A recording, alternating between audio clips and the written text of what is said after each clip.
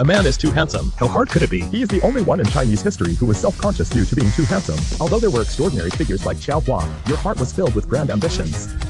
During those years of war, he observed the armies from afar. 100 Battles became a wild poem, but he was recognized for his handsome appearance. Every time he went on campaign, he carried the face from that year, becoming an assassin in the enemy's heart.